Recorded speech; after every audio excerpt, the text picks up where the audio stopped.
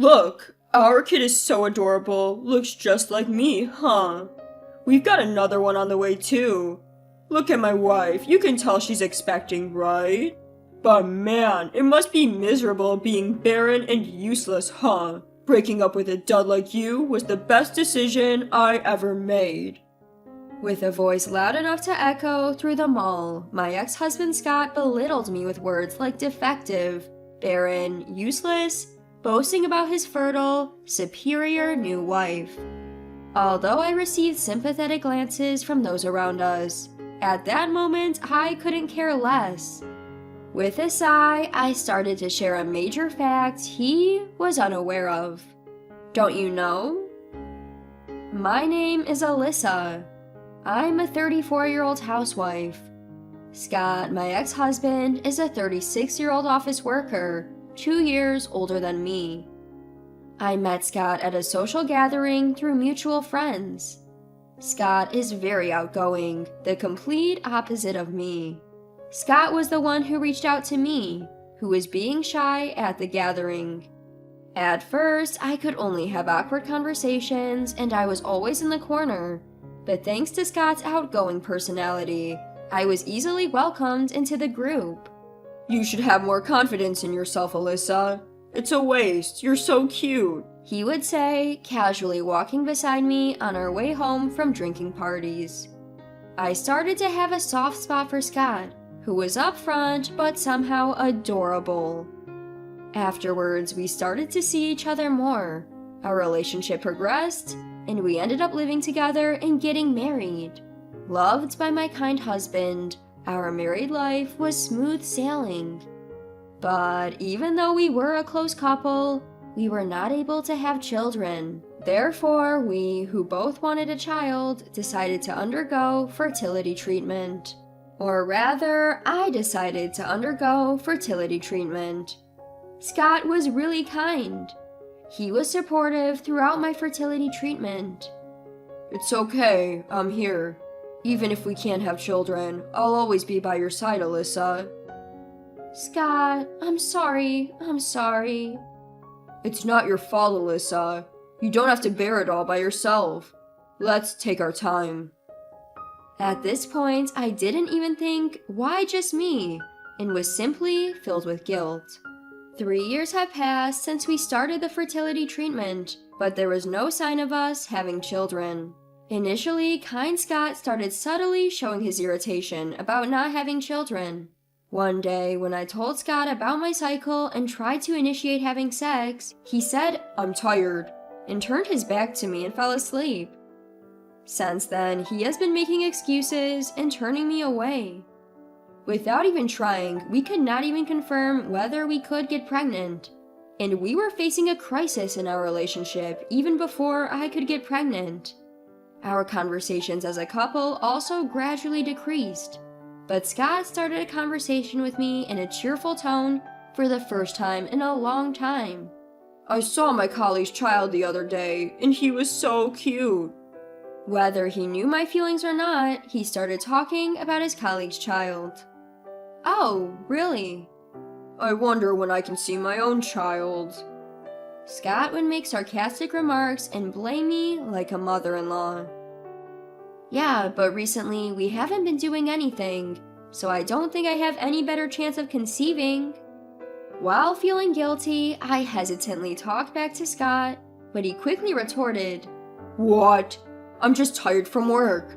If it was another woman, it would have been done without being forced, haha. Don't you think you failed as a woman if you can't have children?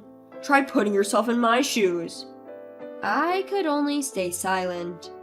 My heart started to break little by little, and I became afraid to even talk to Scott. A week later, I finished the examination and treatment at the hospital as usual and went home. I decided that this was the last, and when Scott came home, I spoke to him. Can I talk to you for a moment? What's up? The doctor at the hospital said it would be good if you also got checked, so would you like to go together? What? You think there's a problem with me? There's no way. But I heard that there aren't many husbands who never get tested, so can you do it? Even when I muster up my courage and ask again, Are you kidding me? I've been dealing with you who lacks charm as a woman. What more cooperation do you need? Trying to blame me because you can't have children. You're the worst. I just want my own child. It doesn't have to be with you. Do you get it? Scott criticized me as if saying that I, who cannot have a child, am useless. As a wife, as a woman, I was deemed as a failure. I was at a loss for words from the shock. Housework, fertility treatment, it was not all for me. I had sacrificed a lot for the sake of my existing family, and the family of the future, but when he told me that I lack charm as a woman, my patience, which I had somehow kept up, finally reached its limit.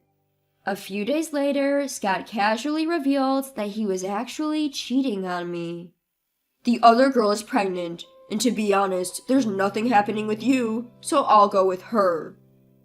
Moreover, it seems that his mistress was a college student and she was pregnant. Any man would choose to be with a partner that can bear his child.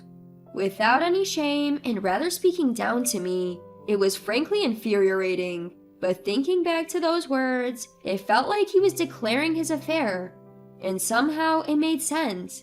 So I easily signed the divorce papers that Scott had filled out on the table and submitted it to the city hall the next day. The divorce was due to infidelity, so I could have claimed damages, but I was still not satisfied with the child issue.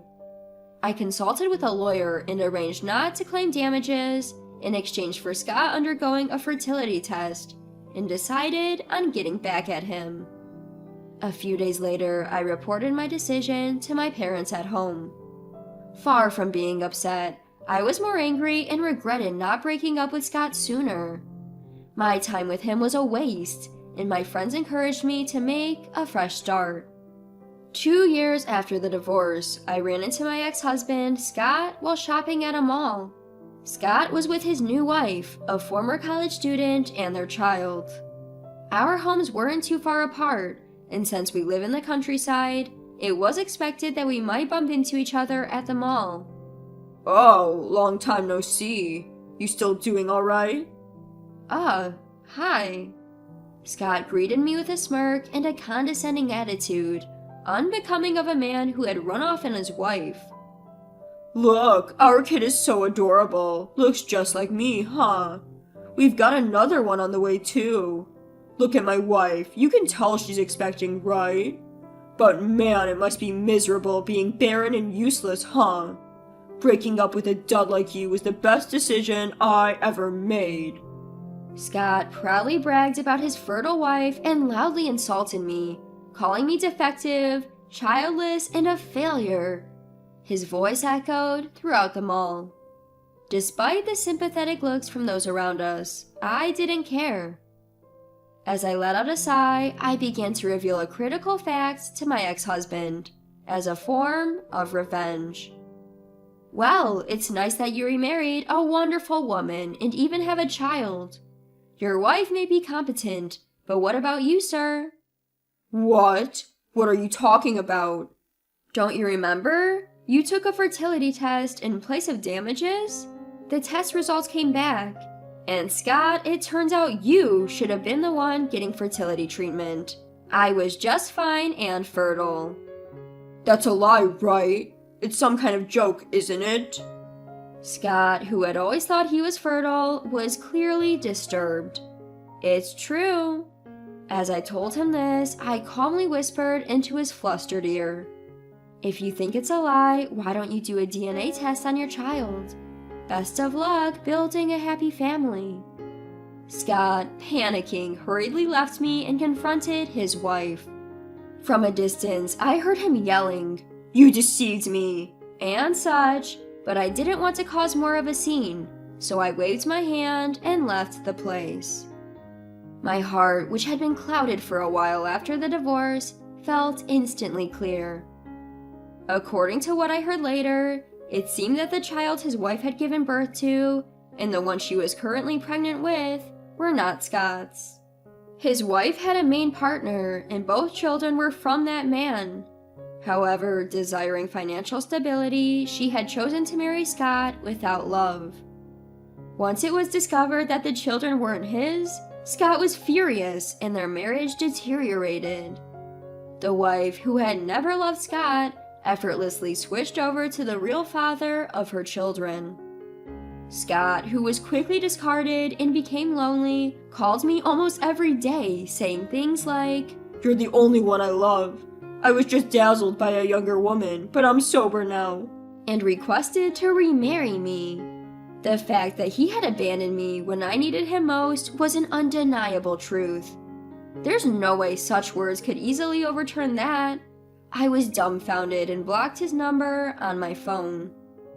As for me, I had already remarried to a new husband and was blessed with our first child, living a smooth sailing married life at the time of the incident at the mall.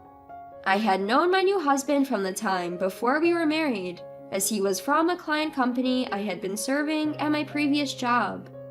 We first met in person at a dinner party, but I had been talking to him over the phone a lot for work, so it didn't feel like we were meeting for the first time.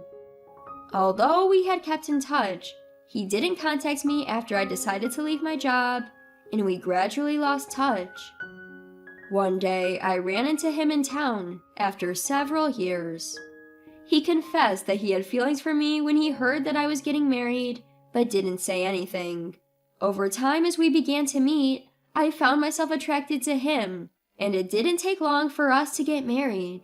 He accepted everything about me, even all the events that had happened during my previous marriage, saying, "You can tell me everything, it's okay."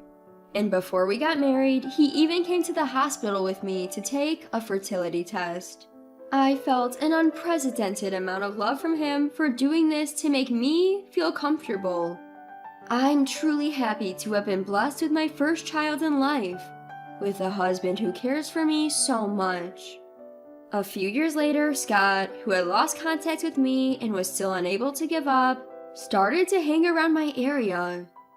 Just as I was about to take our child, who had just started walking out to the park, I spotted Scott. "No way." He was dumbfounded at the sight of our child. Despite all the times I had told him, Scott, refusing to accept his infertility, was still under the impression that I was the infertile one. Starting from the next day, whenever he saw us, he began to argue that "We were not infertile after all. That child is ours, born before we divorced." Of course, there's no way that could be true. Considering the child's age, he is undoubtedly the child I had with my new husband. Until now, I had been ignoring Scott, as we didn't have any direct contact, but since he started confronting us, I was honestly at a loss about what to do. My husband then said, "This child is ours, genuinely. I had a DNA test done because you kept stalking us. Here's the proof, so please stay away from our house."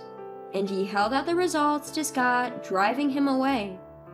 I felt guilty for causing trouble to my family, because Scott had nothing to do with my current family.